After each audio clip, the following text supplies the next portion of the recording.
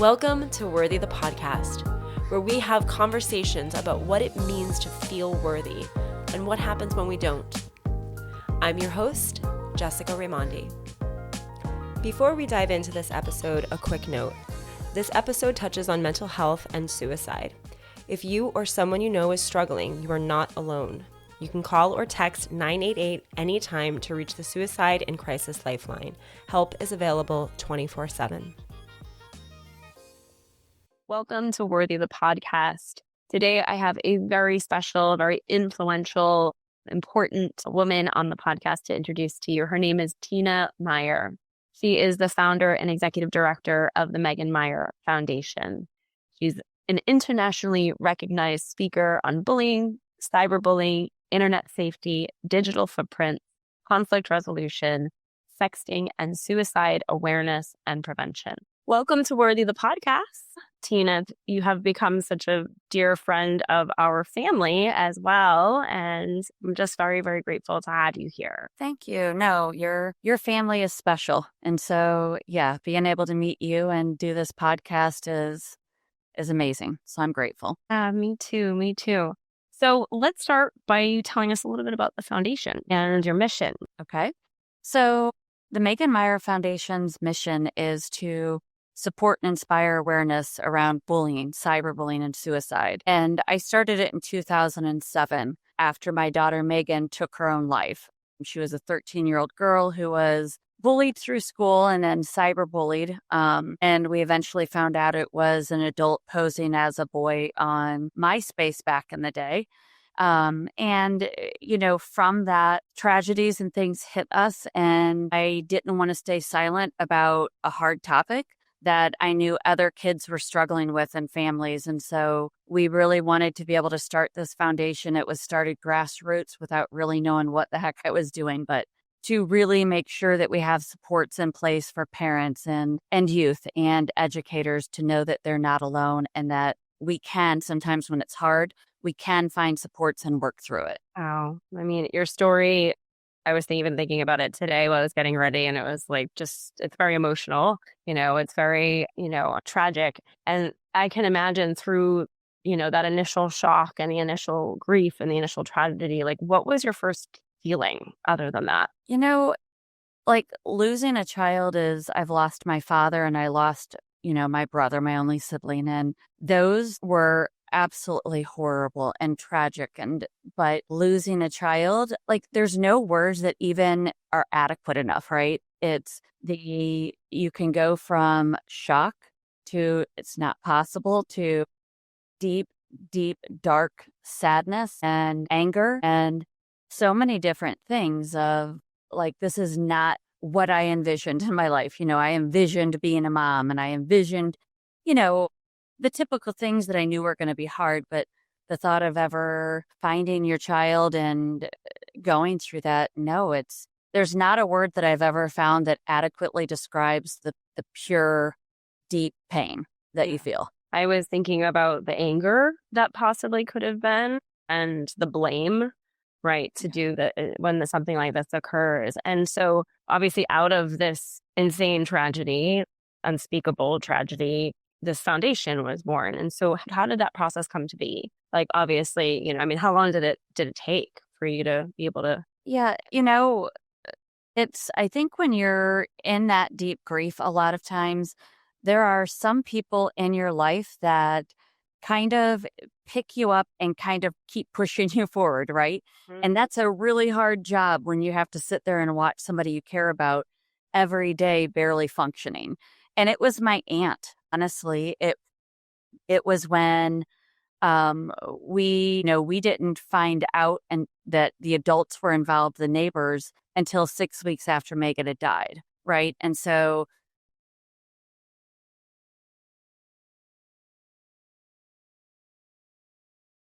and find out they created the fake account and came to Megan's funeral and, had us store stuff in the garage for their kids for Christmas. I mean, just oh my God, you're kidding. Those pieces that it's those people that you hear about that create something, do something horrible and then come back to the scene to watch it.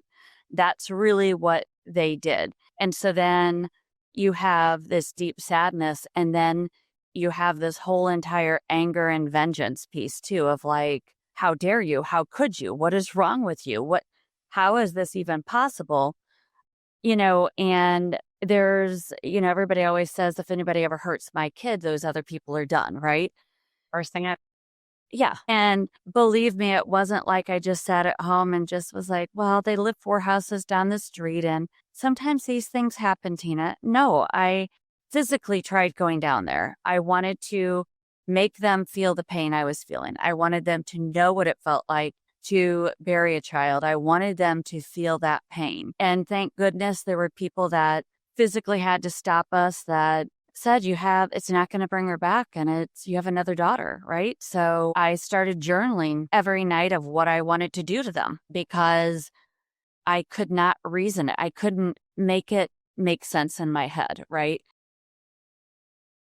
And everybody around you is trying to calm you down and saying, it's going to be okay. You're going to be okay. And I'm thinking, how am I going to be okay? Like, I don't know how I'm going to be okay.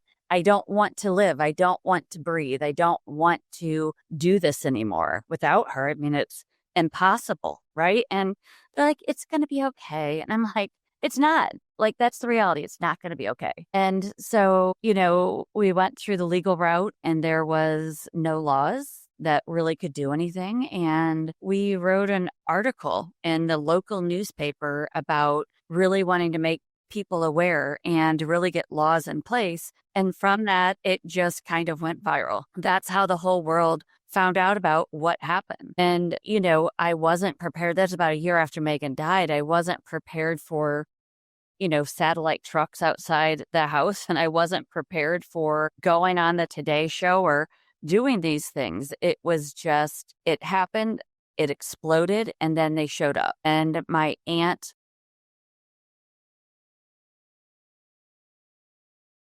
Okay.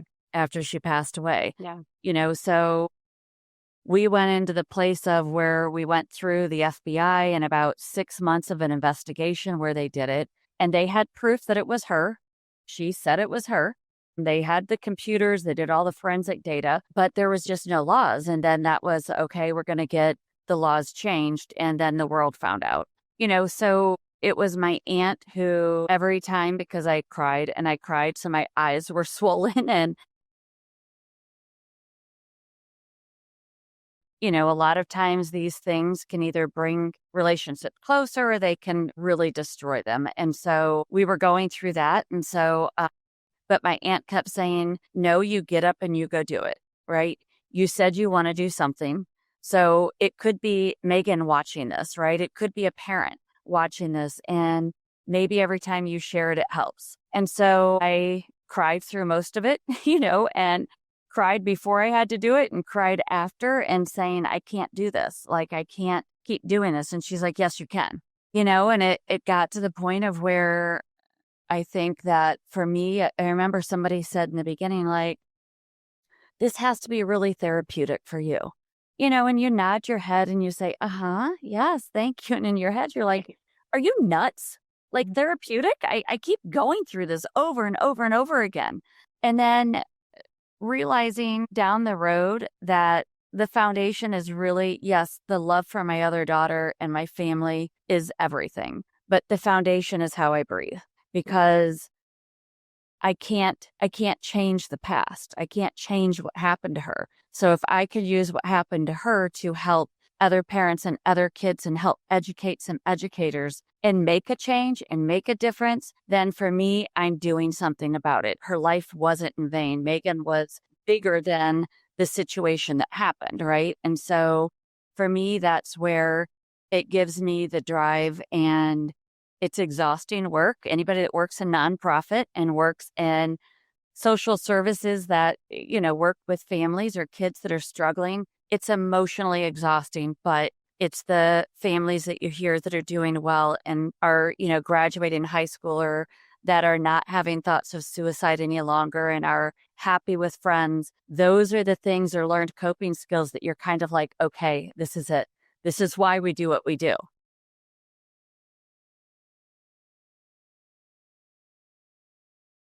It's really it kind of makes me really frustrated that, a lot of times beauty comes out of such tragedy sometimes, that we learn these lessons in like the hardest way possible. And then something is done about it. So I really admire you and your work, in the prevention aspect of what you guys are trying to do. Because I think there's just information is power, right? And knowledge is power, and language is power, and speaking up is power. I think years ago, even it was 2006 when Megan passed, yeah? Right. Yes. Yeah. I mean, thinking about that seems like that was so long ago. And to like that was like modern times, you know what I mean? And I mean, we barely had a cell phone then. I mean, had just graduated college myself, or nearly around there. And I just think I'm grateful that our voices are being heard, and there's people like you kind of supporting this movement, and that people have this support. So I just, as angry as it makes me that we have to get here through that. I know. It is. I talked to my other daughter who's 29 about it also, that, it does suck. Like, it does, that we have to go through these absolutely horrible things that I don't know why it happens, right? I don't know why horrible things happen to people in this world. And it's through it. It's not that I feel like, oh, I found my strength. No, it's I found the way to survive. And through that, for me, it's being able to connect to others that are struggling in that way, that need somebody that they know has gone through something similar, because it's so hard for other people to wrap their minds around it, or to really be empathetic or truly understand their pain, because everybody else tries to fix them. It's going to be fine. It's going to be better. Don't worry about it. Where I can sit in that suck with them and say, listen, you're right. This is pure hell. It's not okay. And what happened is not fair. And you have a right to be angry. And I'm going to sit with you in this suck and not walk away when you cry and scream and yell, because you just nailed it. Yes. It's like true empathy, right? Yeah. I think compassion means to suffer with, right? But empathy is like, we're in it. There's something so comforting about being like, no, I really understand. Like, I really get, and I think that's part of why I wanted to do this podcast. Obviously, it's called Worthy. And we have conversations about what it means to feel worthy, what happens when we don't, everything that affects it, so that people can give language to something that they might be feeling inside and not so alone. Because I know for me, growing up, I was bullied to a certain extent, but I just remember the influence of peers and the influence of media and society, and the things that I was feeling that I had no language for. And I'm sure probably also many, many others, right? But I remember the moment that I started to wake up to learn and see and read and hear and join communities that have this language, that we're having these conversations around self-worth or around compassion, empathy, love, acceptance. It was like I woke up and I also felt so much less alone, So yeah, I'm really happy that we're able to talk about this here. So with all this work, so the foundation's been in existence since 2008, correct? 2000, actually, well, December 2007. So just right there. Yeah. Perfect. It's been a while. So what are you seeing with kids today as some of the biggest issues? Is it still the same? I mean, obviously the internet has evolved. Everything has evolved since then. It's wild to think about where we have come even just since 2008.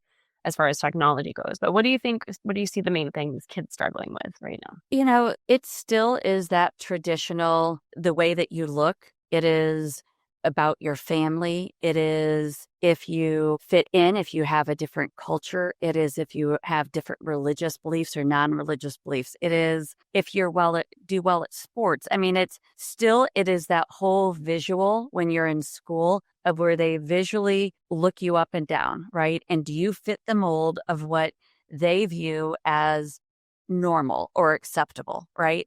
And if you're outside of that, then you are then different, right? And so we have those traditional of verbally calling kids names, right? We have the pushing, the shoving, the hitting, the tripping. We have all of those. And then we still have the thing that's the hardest, which is like the social relational piece, which those are the things that are hardest for adults to see. So that's the rumors and excluding kids, right? And those things are so damaging. But they're hard for adults to be able to see and place consequences on. And so many times kids feel not heard or not seen or no one believes them. And so we still see that. But then now we see with social media, they don't fit in, right? They don't fit into that mold. It's not like they go outside and play anymore like they used to, right? Right. It's parents are worried. They want to keep them safe. They want to see them and know where they're at. So now when they go online and they are trying to figure out a place to fit in, right? To be accepted. Sometimes it can be just basic things they're scrolling through and they see something that, well, this is really cool, or this person gets what I'm saying. And then with all the algorithms, everything starts to follow, right? We're all trying to find a place that we are accepted. I've been to 39 different states over the years speaking in schools and public and private and rural, suburban, you name it. And it does not matter if the school's in the middle of a cornfield in Indiana. It doesn't matter if it's the most elite private school in California or I'm in deep Chicago where it is a lot. They are concerned everything is locked down and secured. That still the same thread goes across all of them, that kids want to be accepted for who they are, right? They put these masks on to walk into school to hide everything that they're feeling and going through in their home life. They come into school to try to figure out this place to mold and fit into, to be. And then when they walk out, then they try to take that mask off because they're exhausted and they're tired.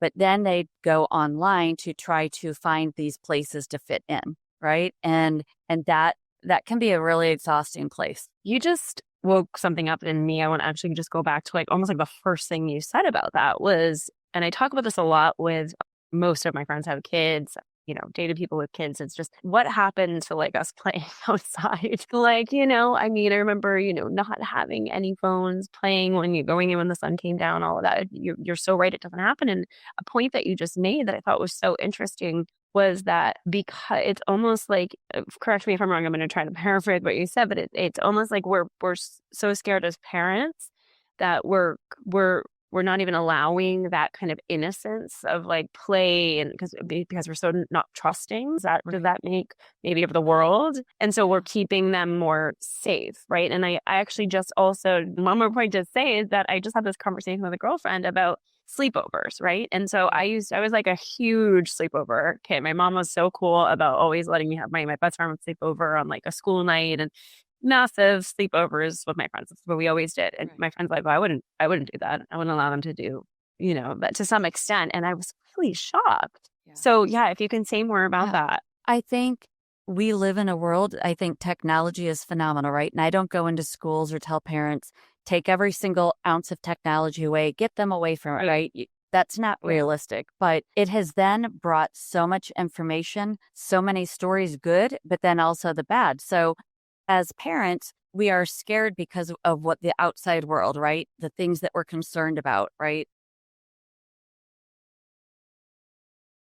We want to keep them safe. We want to physically see them and know that they're okay.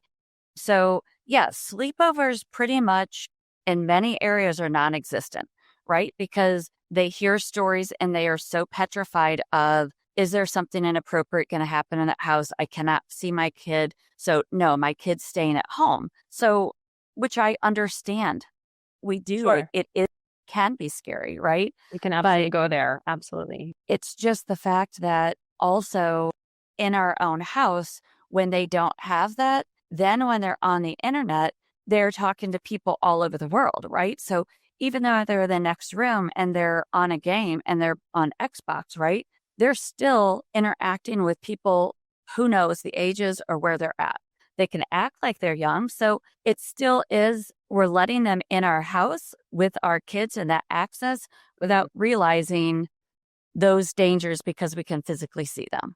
So two things also. So it's like the fear that social media and media has put on us has almost caused us to be safer and smaller and more protective.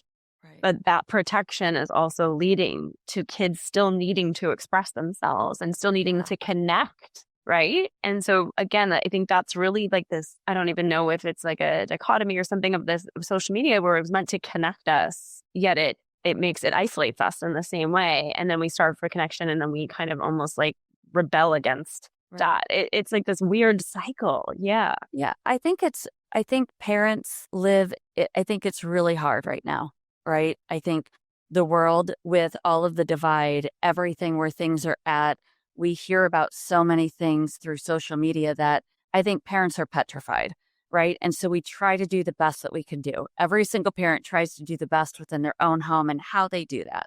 But I think that, when we hear about technology, I think parents, it's really hard to keep up with, first of all. And the other thing is that you can have a really close relationship with your child and you can be connected with them. But what ends up happening is they do hide things.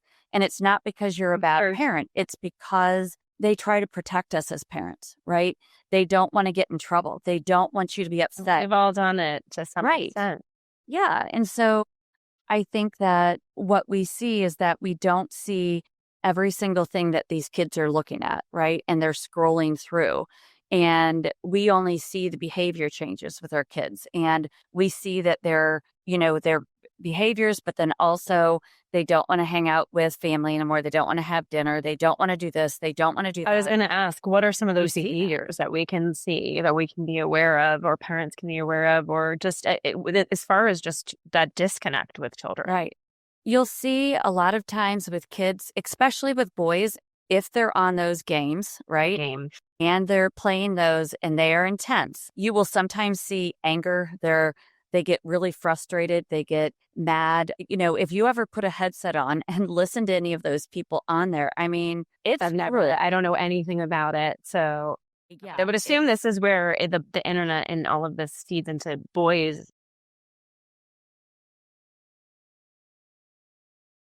Yes, they want to be a part of that. It's competitive, right? So in some ways they can be on with all of their friends. They still feel connected. Like, even though they're not together in a physical space, for them, they're connected. This is their group. So even if they don't have friends at school and they come home, the second they get home, they want to get online, right? Because they want to connect. They want to get with these group of people that understand them, that get them. And then when they're taken or they get off, or their time is over with, or they're grounded from it, they get really upset, emotionally break down. They don't want to do anything. And because they need to get on there for their connection, right? But it also then, all of that adrenaline, all of those things, it's really hard for them to kind of calm down at night. It can be really hard. And it's why, there's so many studies out with kids right now that talk about, and I think this generation of raising kids is going to do better, because when we know, we can do better. That's the thing. And so I think that with technology, knowing that to not have your children up until the age of 2 watching all of these things on TV, having a phone, having an iPad, sitting in front of the TV, those things, they have studies that show that if they do, they are delayed in speech. They are delayed in language. And so we need to make sure that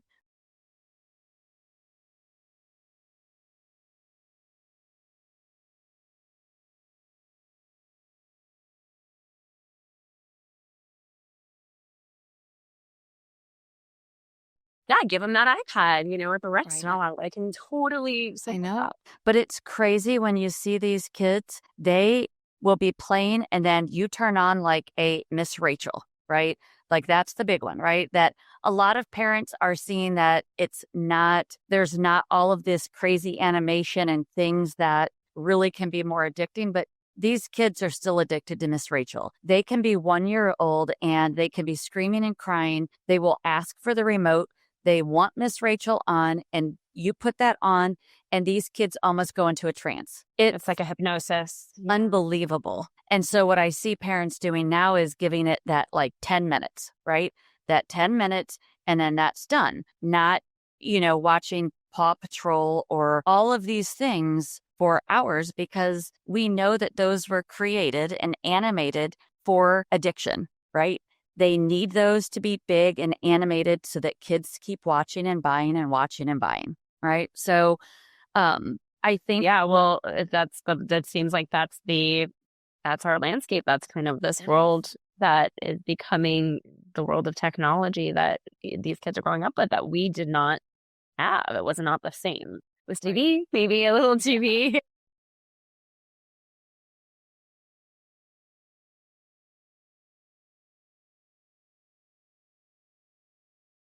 So specifically with girls, what is the impact really do you see on their self-worth with especially things like social media as we get older from, Yeah. I think, or not older. I don't know when do you see them starting? Yeah. elementary school.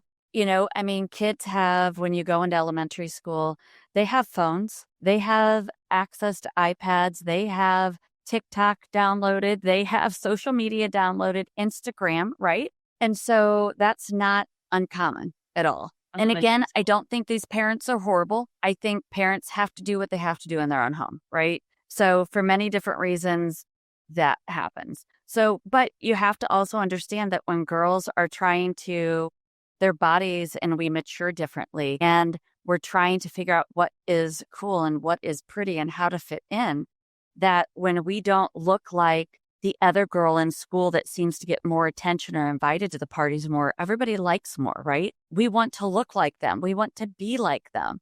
And so when we don't feel that about ourselves, and now we have access to social media, right? To anybody that's singing, right? That's popular out, or that they start looking at the influencers, or those things all change, right? Because their bodies, they're not going to look like somebody who is 17 years old, 20 years old. They're not. They're not going to get to travel across the world and be in Bora Bora and wear bikinis and have this beautiful face. It's not going to happen. So what I've seen is a lot of these girls start comparing themselves to what they think they should look like, how thin they should be, the clothes they should wear, wearing midriffs in elementary school, right? They want to wear heels. They want to go to Ulta and Sephora because they need to get face wash. They need to get everything for blemishes, right? I mean, it's so sad because they can't just be them. They want to be so much more beyond their years. And when they still do those things and they still don't feel enough, that is when you really start seeing that they struggle with that self-worth, right?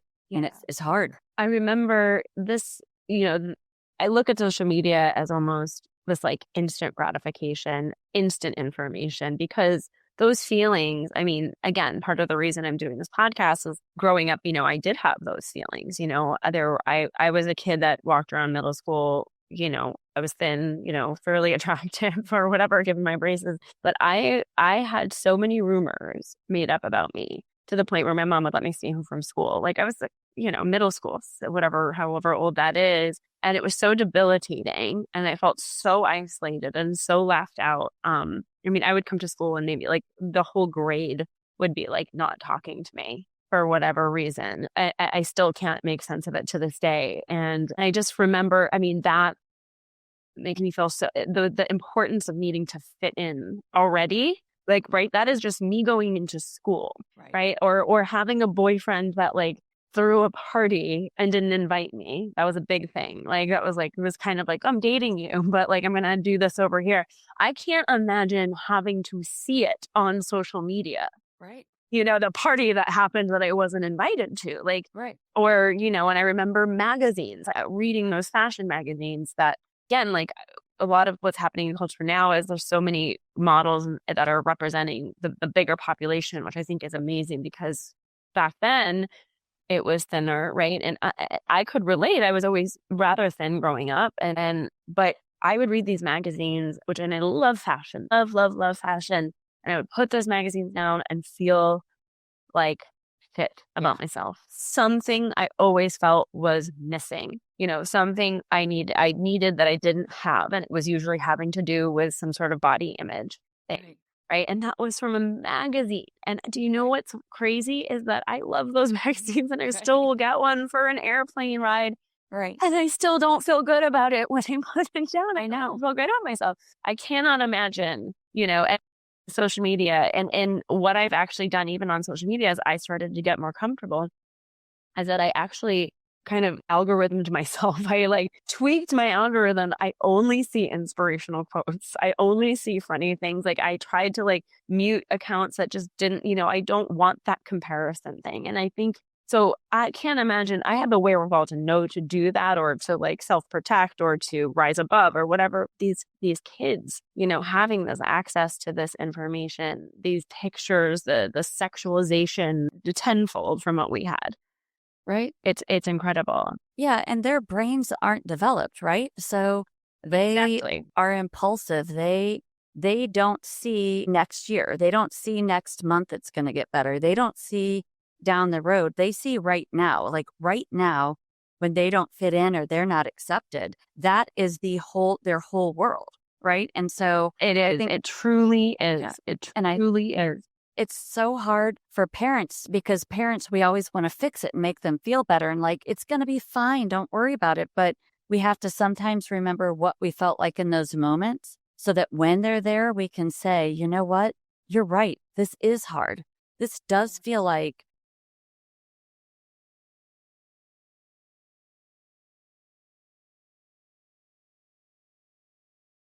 I think we have so much that can be going right. And I think we're learning so much. And the more that parents know, the better we can do. And so I think we are going to get there. I think it's going to take time. The other piece about worthy is that if you are a mom and you have girls and you don't have that self-worth, and they hear all of those years when they are young and their ears, they see everything and hear everything, but they can't speak. And they hear you, which I did this, of, God, I look fat. This disgusting. Look at my arms. Look at my chin. Look at this. And so they hear these things when they talk about resilience and all of those things and in mirroring, when babies mirror you, they hear all of that. And you don't realize that as a parent, right? You don't think they're paying attention to everything that you do or say. So we also have those pieces of where I've always looked back now and thought,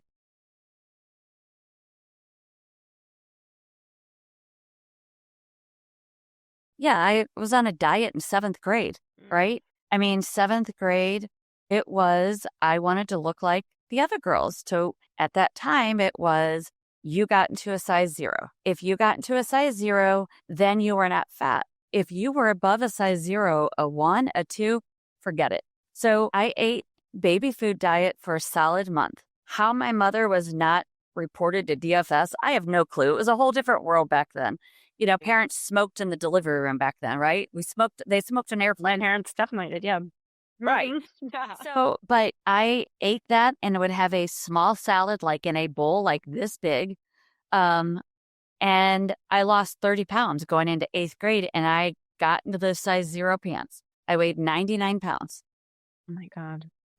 And I didn't feel any better. I was going to say, what did that feel like when you achieved your goal? Nothing, right? Nothing, because it didn't give me that I had achieved it. Because then with that body, just, where you look at yourself and you don't look at yourself differently, you still see that. That's the hard part, where everybody else sees something different and you don't see that. And so, yes, I've always struggled with weight my entire life. I am 55 and shit, I still struggle with body image, right? I do. I could pick apart every single thing, right? And I wish I didn't. I wish I didn't feel that. I wish I didn't. But I don't walk through the room and think, oh my God, I look like I've just crawled out of a sewer, right? But I don't walk into a room and feel like, whew, I feel really good. I'm okay.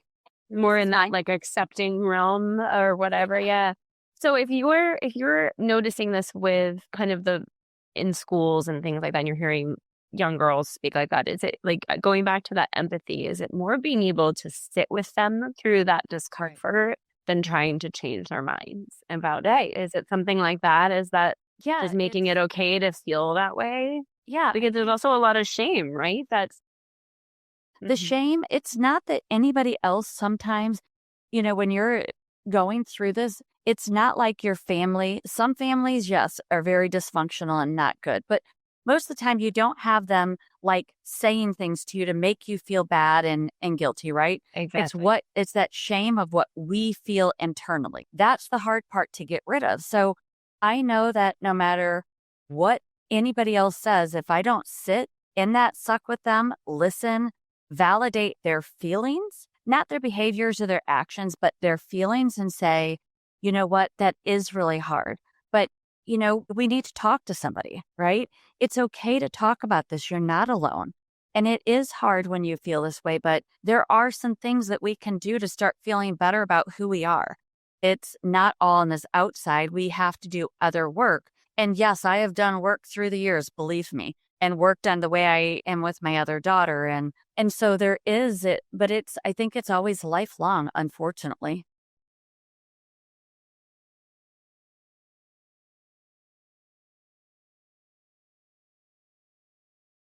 I think the groove in our brain, like I always think of somebody, I forget where I heard this, but it was like a boulder, going through the same groove over and over, right? Those same thoughts, the same things, we're seeing the same influences, repeating the same negative story, limiting belief Right. over and over again. Well, to move that boulder over and to start a new groove takes some effort. And it's not Right. going to we're not going to kick right into that. So it's like a literal reprogramming Right. of these feelings and thoughts, and then also going, having some sort of shield at that age when our brains are not even developed Right. to of this outside world, and Right. And it's trying to help them look at and find things that they are good at, what they like to feel good, right? Because I don't know of any supermodel, I don't know of any actor that has ever said everything is perfect, right? I think each and every one of us, there are those people that they walk into a room and can just hold that room and they are confident at any size, any way. And I'm like, some days I'm like, how would that feel? How freeing would that feel to just be able to own it, who you are 100% authentically. But I think also we sometimes have to, with them, find for any of us that have struggled, is find that what makes you feel good, right? Just sitting in here. Is it drawing? Is it running? Is it helping animals? What is it? Because we have to find something bigger than just the outside pieces. Because when we do things that feel good, we can start learning to repair some of those other thoughts that we have. So I think it's finding those totally pieces for that too. absolutely. So I think that's a great, because it's like, what is the solution here? What is it? It's not just one thing, it's not just No. one thing. And you're being, we're getting at it, attacked from all angles. But what were some of the things you think impacting Megan, and were they the same for Allison, your daughter? Or like, did you see a difference from the generations, even, or was it more of the same, I think at the core is the way humans interact with other humans, right? They are going to physically look people up and down, right? And make instant judgments. We make judgments, we make biases from things that we've learned in our environment.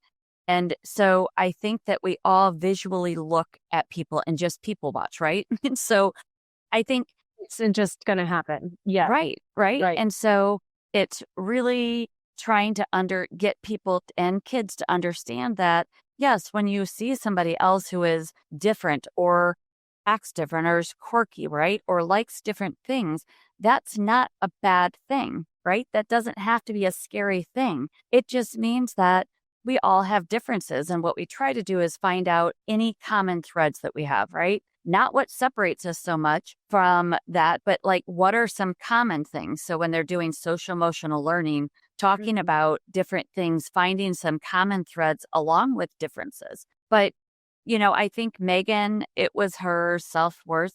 Absolutely 1,000%. And I always have that feeling that a lot of it probably came from me. I really do. I think, yeah, I do. I think that she, heard me, saw me. I didn't realize what I was doing or saying. I would never intentionally hurt my child, but just in passing, just with her going to a store. And if I tried something on and I would be talking to myself of like, well, that's great. That doesn't fit. So gained weight. Well, now you look disgusting or, that self-talk that you can say. And so Megan, Megan was always bigger than the other kids. I mean, I'm talking like bone structure, body. It was like in kindergarten, she looked like kids in second grade. She was taller. So then the other kids were aware, pointed that out to her, right? And so this became something that once kids know what bothers you, whether it's you're talking about their family, right? Or you're talking about their clothes, their hair, their whatever it may be that they struggle in school. Once kids find out what bothers you and they see you, these microaggressions, right? They pay attention. Yep. And so when they see that, they know what triggers you. And so then they can find easier ways to get to you if they want to, right? And so they do it in ways that are more subtle. They do it by little whispers. They do it by giggles. They do it by laughing. They do it by poking, calling you names as they're walking. And she's already, or we're already going to go right to that thing that they must be talking about that. They must be. Right. And when they're younger, teachers say, just don't worry about them, sit down. And parents usually say, just ignore them. But these kids cannot ignore it when they hear the giggles and the whispers. Even if it's not about them, a child who has been repeatedly bullied always is hypersensitive. So when that happens, they're always on guard it's about them, right? Yes. And so then their brains, they're spiraling, they're not able to think, they're not able to learn. They're always on edge waiting for them to do it. And so when kids do it, they do it in these small little ways. And the problem is that these kids have been telling adults for a long time it's been happening, but adults many times can't prove it. And so then these kids start becoming silent. They start not telling because they don't want, one, to be told, well, I can't prove it, but if it happens again, or they said it wasn't about you, come tell me, I have to report it. And then when they report it, right, the school has to investigate, which means then those kids know someone said something, and whoever said it, they don't care. They come back to you. And then you're worried about being a snitch. You're worried about retaliation. Yeah. Right? Or you're worried about telling a parent going in and making this huge ordeal, right? Because they're upset. 100%. And then they're mortified, and then they can't stop that ball from rolling, right? They can't stop it. And so kids will say, I'd rather just deal with what's going on now than deal with that because it's not going to be fixed. No one's going to do anything. No one can stop them. And that's hard. It sounds like there's like a profound lack of trust on both ends. I mean, the kid you say to like a school, a teacher child, that, the student comes up and says, I'm being bullied at the teacher. Even if they can't prove it, what do you suggest that they do with that information? Is it just validating that child? Yeah, it is. It's the same for educators and parents because our interactions can be the same length of time, but they can be so volatile versus listening and validating, right? So when a kid comes up and the teacher's in the middle of a class or a parent is in the middle of doing 5 million things, right? And the kid comes up and says, this is happening. We can either say, you know what, listen, I don't have time for it right now. Just sit down. Or the teacher says, you know what, we're taking a test right now. You know what, just sit down and stop worrying about what they're doing. That child feels unheard. They feel like no one cares, right? And they're not going to be able to take the test. They're not going to be able to process that. Their brains are spiraling. Instead, when that happens and saying, okay, talk to me about it, looking at them, actively listening, right? Don't be doing 5 million things. Look at them in their eyes, hear what they have to say, and then say, I hear what you're saying. That is really hard. And I am so sorry. Right now, we have a test. Okay. So why don't you tell me what you think is best in this time? Do you think that maybe you need to maybe go take some time in the counseling office? Would you like to take the test or talk to me about what you want? Because even after the test, I'm going to sit down with you and I'm going to be here to support you. Let's find out what things we can do. And then giving that child some of that ownership of they've been heard, their brain can calm down, and then they get to make a choice, right? Of, I don't think I can calm down. I don't think I'm going to do well on the test. And I really do want to go to the counselor's office. Well, and it builds at least a little bit of trust in that relationship, right? I know if at least I say that, at least I'll be heard, at least I'll be seen, at least I'll be attended to in some way. Right. And the other thing is, I think we have to learn to be honest with kids too. We always have told them, listen, you come tell an adult will take care of it. Well, when you say take care of it, that means you're going to fix it, right? You're not going to just, well, I think it's that we have to talk to kids and say, listen, if you're going through something, I want you to come talk to a trusted adult. We will listen to you. We will hear what you're saying, and we're going to try to work on a plan to work through it. Now, sometimes we can work through it and things can get much better. Sometimes it takes time, right? It's never going to be perfect. So that they don't think that if they don't come, you don't fix it, then what's the point? Like, we're not going to go to a doctor that says, yep, come to me, I'll fix it. And they don't fix it. It takes time. You're not going to go, right? We have to be open and honest and tell the truth. Or a parent that's like, you can tell me anything and I won't get mad, and then always gets mad, right? You're like, never doing that again. Yeah, right.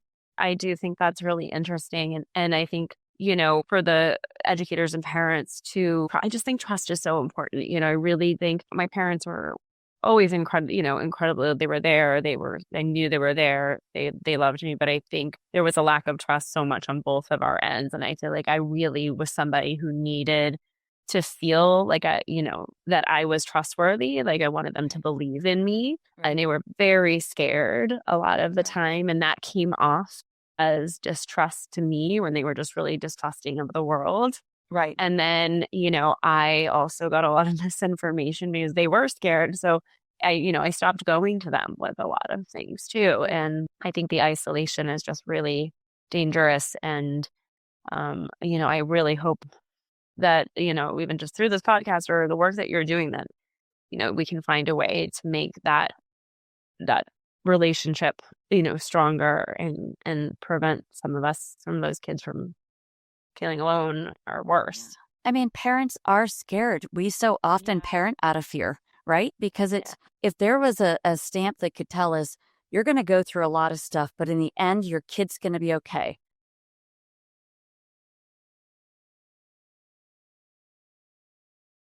But there's no guarantees. And so we try so hard to figure out what is the best way to do it. And so when they come to you with something that you find out, like a parent that finds out their child sent a nude image, right? Like you're horrified. You're like, why? How? I mean, and so you're emotionally not even processing it just equipped probably at the time. Yeah. You're petrified. You're scared. You're disappointed. You're thinking, I thought I taught you better. And all of these things flow out. And so I think it's for parents to sometimes think about how to be able to, in these moments, like, how do you do self-care for a moment? When your kid tells us hard things that are going to rock our world, and they're going to, I think in those moments, it's thinking about it ahead of time, practicing what are some steps that I can do when these things happen. Is it that I say, okay, I thank you for sharing that and know that they're in a safe place? And can you give me 5 minutes? Right? And if you need to go scream, cry in another room, if you need to go take a deep breath, if you need to meditate, blow a balloon, deep breathing, I don't care. But then be able to come back to them and say, okay, let's talk about it, right? And I think, be honest, like, I am scared, right? Yeah. I think that would have been so helpful. I think it would be so, it would have been so helpful to me, because then I could have compassion.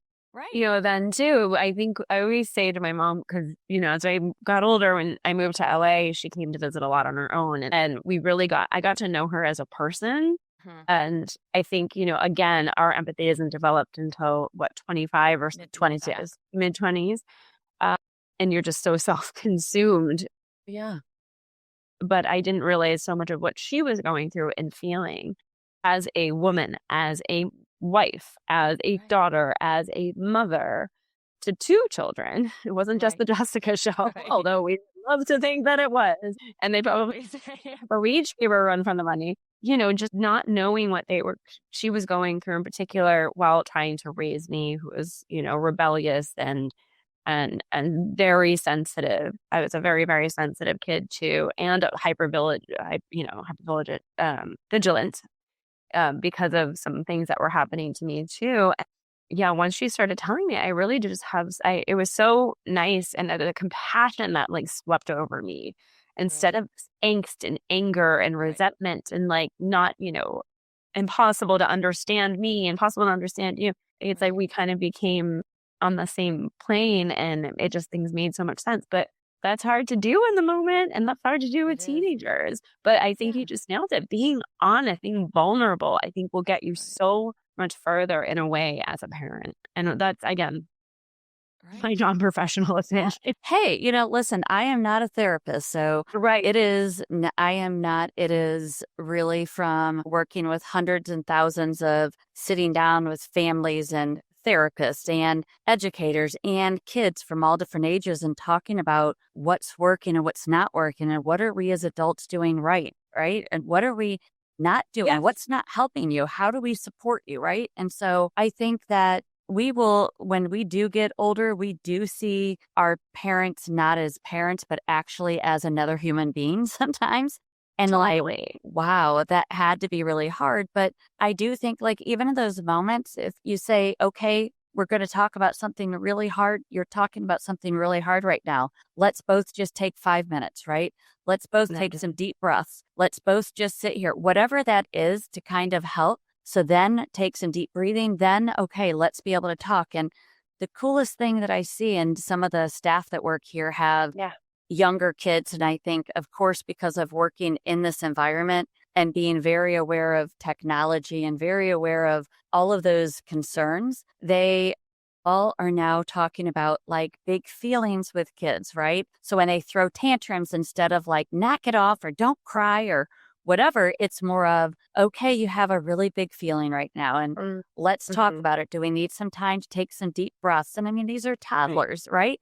And so I think with that, that's the part where I don't say, okay, the whole entire world is destroyed. We're never going to be able to do well again. No, I think we're learning more and the young parents are learning more. And I think that we're going to be able to be in a better place. We just have to be willing to learn, to understand we're not perfect and don't have all the answers, and really come down to where kids are at and be vulnerable with them in age appropriateness, right? And know that we can't always fix everything that it's going on, but we can be there as a support, which matters so much, so that then we can go get the right help. Well, that goes to literally my next question for you, which was going to be, what are we doing right? Right. What are you seeing on the upswing? What are you seeing as a positive result? Actually, I mean, again, probably you're on the field, you're on the ground. You But what are you know, seeing with parents, teachers, kids? right. I think parents are trying. I think parents that have kids that are in middle school and high school, I think right now they are trying to keep up, right? They are trying to get a grasp on this. But it's really hard when back in the day, when they were growing up and it was like, okay, show them baby Einstein, right? Yeah. Or let them do this. It's all learning. It's all good, right? And they're Yeah. safe, that they're teaching them their ABCs. Well, they weren't really talking about in a big public way back then, that, listen, the people in Silicon Valley that created all of these things don't let their children on it, right? Because they know that there's all of this Right. addictive behaviors. So I think that once they have all of this technology, trying to rip it away and get a grasp on it is really, really hard. So I think at that point, what we're seeing is that parents are realizing that it's okay for their child to go talk to a therapist. It does not make them a bad parent, right? Mm. That we struggle so hard with, because we're like, I should be able to make my kid happy. Like, what am I doing wrong? And it looks like you look at everybody else and you think their family's perfect. Like, what am I doing wrong? And so the reality is, it's not about us. It's not about them as parents, right? So It's you about see us this generation taking being themselves out of the equation almost a bit Yes. more, being able to not take it so personally. Right. Are trying to stop comparing themselves to the other families that so seem like they are the perfect families, right? And realizing that it's okay for their kids. It is good for their kids to have this support in a way that is non-judgmental and give them coping skills. And it's for down the road, right? I think that they're realizing and paying attention to things such as things on social media and trying to really look at that and put some parental things in place to be able to support that. I think it's been teaching a lot about listening and validating those two crucial pieces. Those are for our kids, and those also go to relationships too, right? For the Agreed. relationship where everybody wants to try to fix it on both ends, and it's like, I don't need you to fix it. I need you to be quiet, listen, Tell me you love me. Tell me you hear how bad this suck is right now. And I'm going to figure it out. And if I need your help, I'm going to ask you, but damn it, don't fix me and tell me what I need to do. Right. So it's that, I think, Right. So true. those things I think are going good. And I really see the really good stuff with the newer parents that are really paying attention and paying attention to what this is doing to children's brains and how to be able to make sure that they are socially and emotionally solid and they can talk about emotions, right? And use their words of how they feel instead of anger and not placing words on it. You're seeing all of that. And I think we're avoiding, right? Yes. This avoidance culture Yes. that happens. Especially for boys of suck it up, be a man, pull up your bootstraps. Like, that's weak. Don't cry. Girls cry. Right. Yep. So I think we are seeing that it has to be across the board. Right. And so we have to just keep pushing. If we stop doing work in places that are hard, it's never going to get better. Right. So if it is hard, it just means that we sometimes have to figure out a different path and a different avenue and a way to be able to help and support because it still matters, right? And it's the one by one. And so hard stuff is hard, but it's one of those things that when you push through and you make a difference, you realize, okay, we can keep doing this. Like, this hard stuff is going to keep getting hard and hard, but the good stuff in between makes it the best. For sure. And also, that's how we build our worth, right? Is to put ourselves in discomfort. We don't like to be uncomfortable, right? That's why we avoid. That's why we self-sabotage. Later on, these are the traits that happen, right?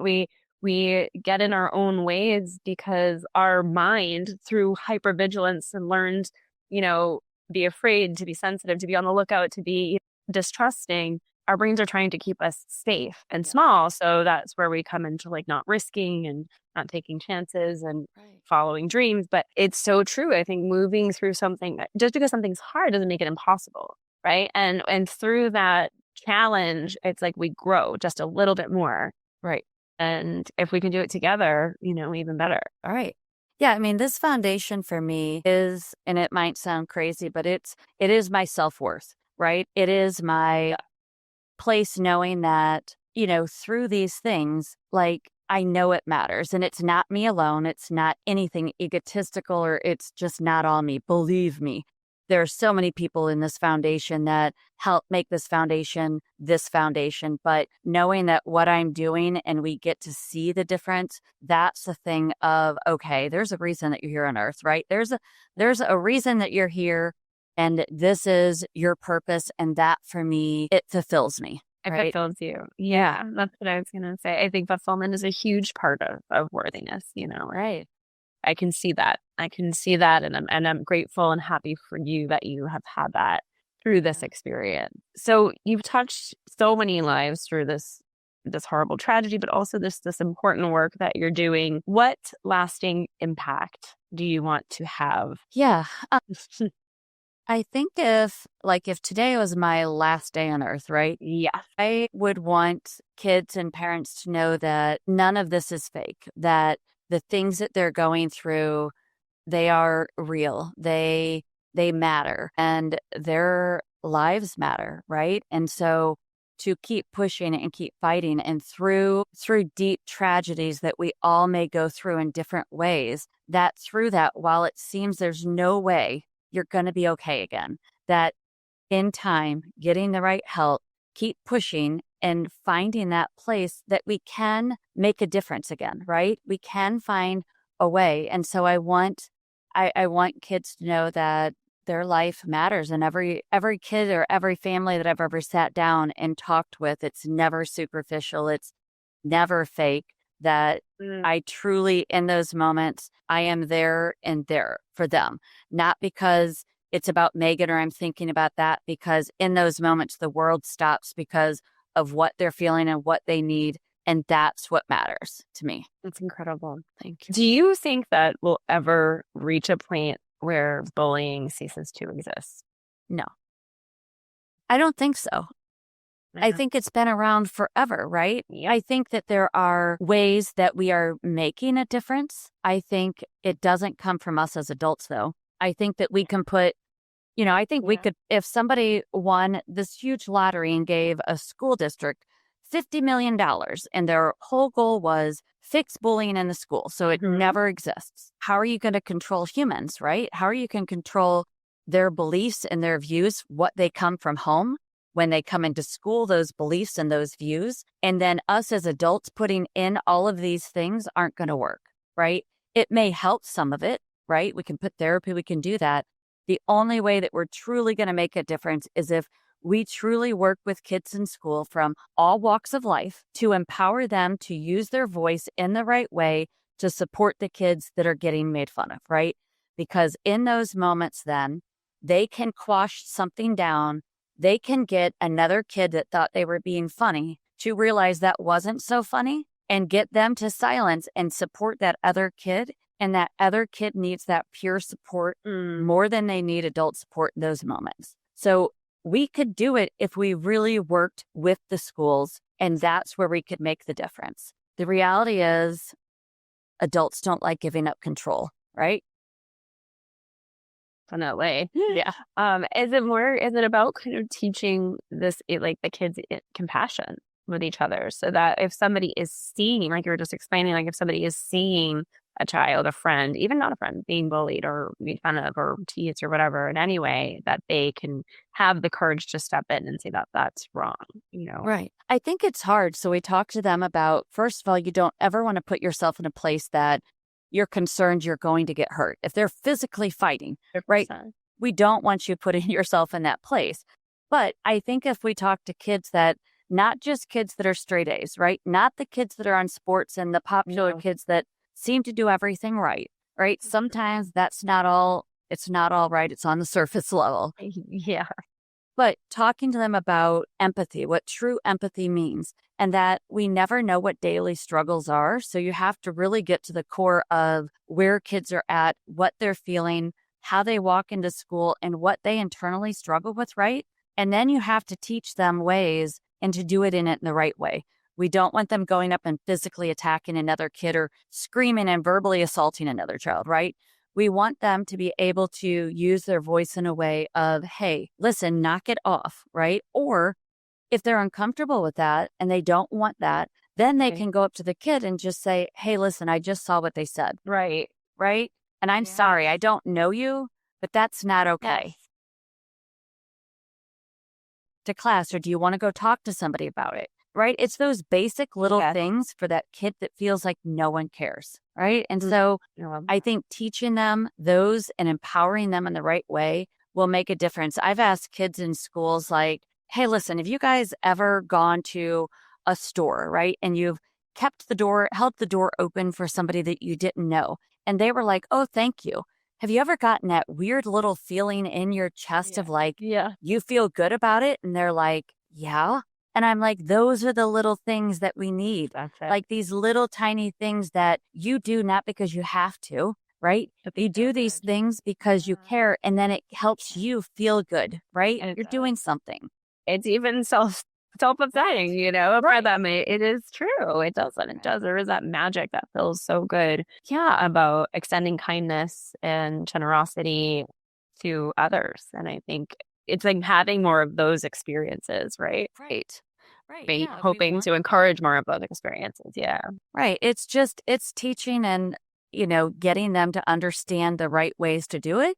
But that also means that within schools have to make sure they set things up in the right way. So if a kid does go up and say, hey, listen, come on, stop it, knock it off, or they know them for an adult not to intervene, if they're doing it in the right ways, not intervene and say, get to class, not your business, I'll handle it. You just defeated the whole thing, right? So a good point. It's a lot of education, but it can be done. It can be done.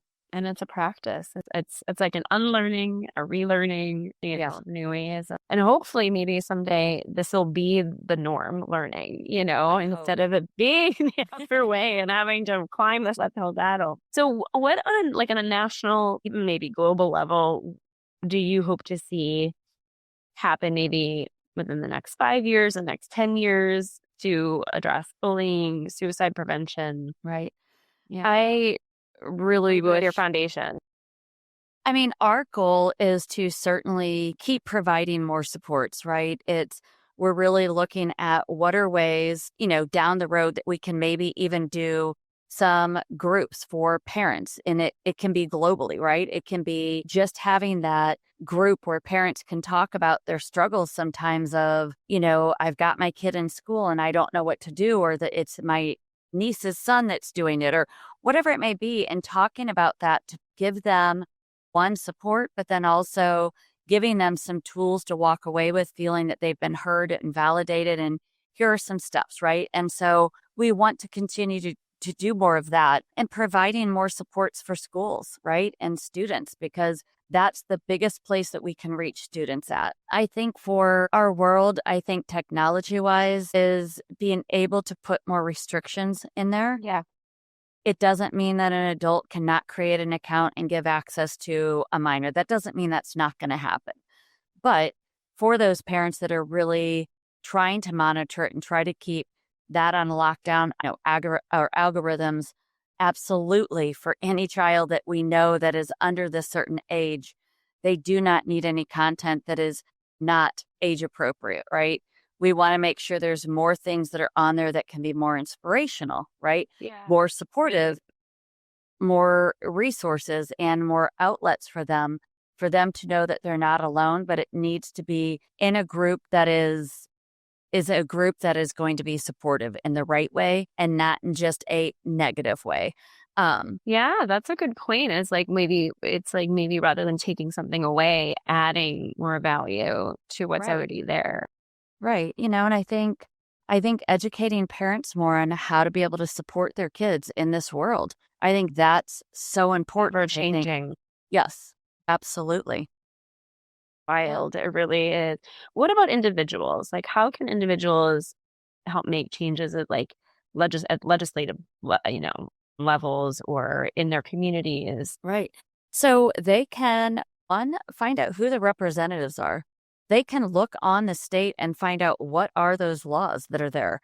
Are there anything that right now there's proposed laws or legislation is where are things at? And then who is the representative on that? Who is the senator on that, right? So they can start looking at that and looking at different committees within the government, like education committee and different places to find out what is out there. Those things absolutely are important.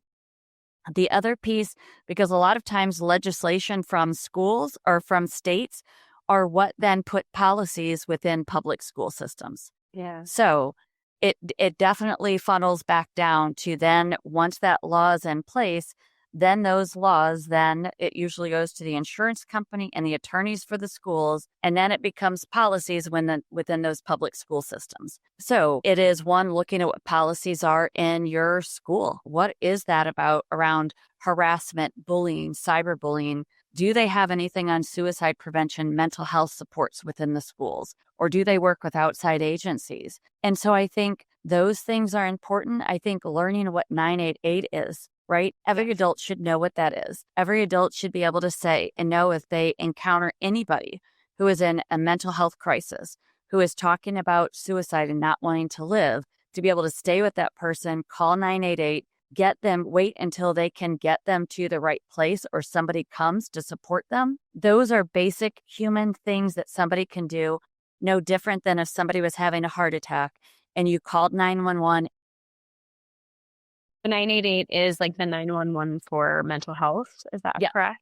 Yeah, it's 988 is the lifeline. It used to be the National Suicide Prevention Crisis Lifeline, but they can dial 988 now instead of 911. So 988 is for if somebody is in a mental health crisis, talking about suicide, and then they have mental health supports that then can talk to you, and then they can route emergency so that when they do arrive, they have supports and understanding this is a mental health crisis versus it's somebody just like a medical emergency, right? Yeah. Right. And getting the right thing. That is so helpful. I did not know anything about that. So I'm so grateful that you get to share that with me and our audience here. So I have a couple of just kind of personal questions for you as we close.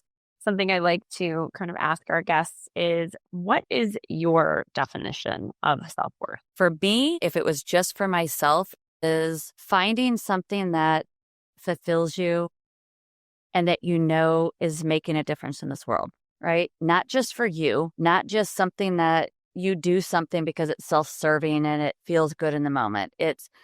I feel it has to be something bigger than you, bigger to make a difference for another person. For me, that's my self-worth. My self-worth isn't that I had two beautiful girls and, I drive a car. I don't drive anything spectacular. Believe me, I work in nonprofit, but, it's not the materialistic stuff. It's not the self-serving things. It's what is it that you do within your life that matters? And it matters on a broader level. If you have a job that just sucks, it doesn't feel good.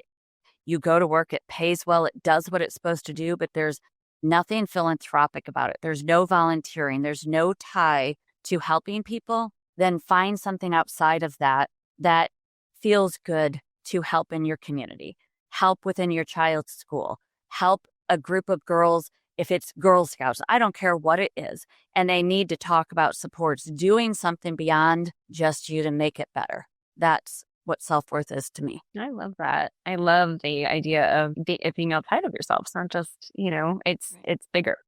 Right. Okay, what do you think your superpower is? I really think it is feeling what other people feel. I don't get it. I don't understand it, but I kind of feel it. I feel it when, you go into a school assembly and I can look out into the crowd and there can be a kid in the third row up to the right that you can see or feel like something's not right. Like they're not doing well. They don't have their eyes, they're not paying attention. Not that they're not paying attention. Their eyes are down. They're uncomfortable. They're moving around. And then when you go talk to them, it's like sometimes I can feel their pain, right? I don't get it. I'm not a psychic. And it's then being able to, I don't panic in those situations. I don't cry and sob if they say they're like the most horrific things that have happened to them. Like on a normal way, if I stepped away and I'd be hysterical. But in those moments, I can stay completely calm, be with them, listen to them, validate it, and say, okay, so you are so strong for sharing that.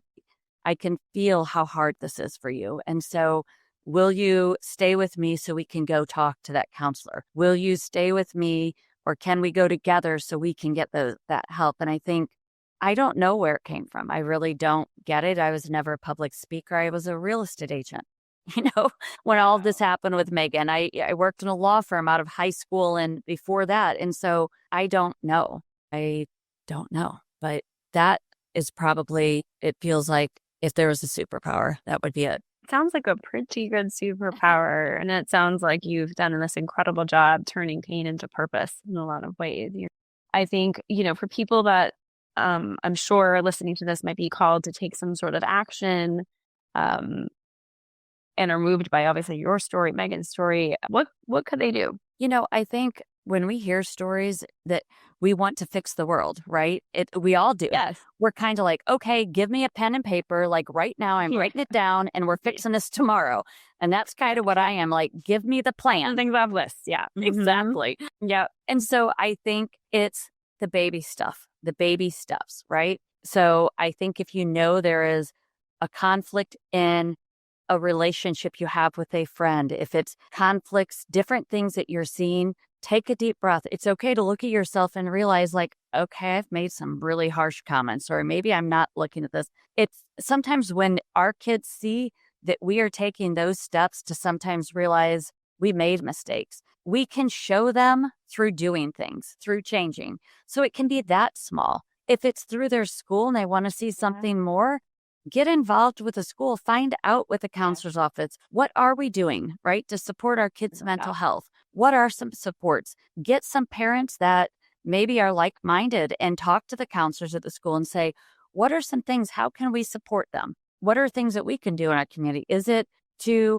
they need to raise money for this to help right, to provide these supports. I have no clue what the schools are, what the finances are, where that's at, but I think that parents, if they do it in the right way, can be really influential and they can really work with schools to help those supports. And so I think that's finding out where it's happening grassroots in your community first, and then you can always expand. Do the kids feel safe? Do they feel like somebody cares? Do they feel like there's supports there? Those are things that you can start looking at and doing it side by side with other parents. Yeah, it's such good advice. That's really I love this idea of just the small things, right? Right. And leading by example, right? Right. And Oh, the yeah. little things and information. And if people are called to donate to the foundation, can you give us a little window into like what their donation would help with? Sure. So any funds that come to the foundation, we provide that counseling for free to any kid, whether it's telehealth, whether it's in office or at school. But the other things that we do on a broader, where it can be not just in our community, it can be state, it can be throughout the country, it can be international, is any parent that calls and they are struggling or they're concerned about their child, we don't charge anything, right? We always explain to them we're not attorneys and I'm not a therapist, but we're going to listen to them. We're going to validate them. And if they're on the phone for 2 hours talking about all of the things that have happened with their kids, then what we're going to do is we're going to say, okay, let's talk about what you're wanting. Let's talk about how do you work with the school? What are some ways? And then we look in their community to be able to find out, is there supports there, right? What do your schools, who are they working with outside that community? Is there a crisis center there? And so we do all of that to be able to try to provide them those supports, and that we don't charge anything for, right? Because there's no point in charging it. So it helps support that. It helps support kids with if they are needing some and they do therapy and they want to do art, right? They sometimes want modeling clay. We allow them to express themselves in different ways. So it's not just sitting in a counselor's office staring at a blue wall, right? They can paint. They can play a game. They can use their sand tray therapy. There's a lot of different things. So it can go into that. But a lot of every dollar goes back to the programs that we provide to parents and educators. And many times we provide educational programs for free because schools cannot afford it or communities cannot afford it. And so all of that goes back to helping provide those supports. So where can we find more information, or for those listening, find more information on your organization? Sure. So if parents are wanting information and support for anything that they have questions about, they can, call our office, which is 6-757-3501. They can email us, and they can find our email on our website. And our website is meganmeierfoundation.org. So that's MEGANMEIER foundation.org. And we will answer their email. We will answer their call, support them in any way that they need, and try to help them and find resources. Amazing. Tina, thank you. Honestly, what an honor to have you on. I admire, again, so much of the work that you're doing. My heart is with you, your family, and this beautiful mission that is helping make a difference. It really is. And grateful that we were able to spread the message here on this podcast. Thank you for your time. And I hope you'll come back. So we get I to will talk come some back more. anytime. I will Okay, always good. be back. But no, I Good. really And appreciate you doing this. This is so big, right? And if this it's bigger than me, right? Yeah. And if it goes out and it helps one parent, you may never know the reach that you have, right? And if it helps a parent, helps a child, then it's worth it, right? It's so gives me goosebumps thinking about that. That's the hope, is just for even just one.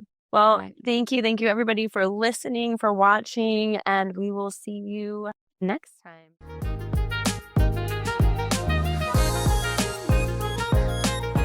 Thanks for listening to this episode of Worthy the Podcast. Our goal is to build a community, and we do that through people like you who listen, subscribe, and most importantly, share with someone you care about. Be sure to follow us on Apple Podcasts, Spotify, or wherever you're listening, as well as our YouTube channel. And if this episode resonated with you, leave a review. We want to hear from you. Thanks for being here, and remember, you've always been enough. Period.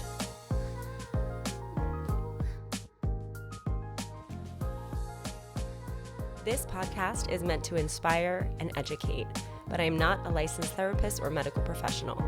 Everything shared here is based on personal experience and perspective, so take what resonates and leave the rest.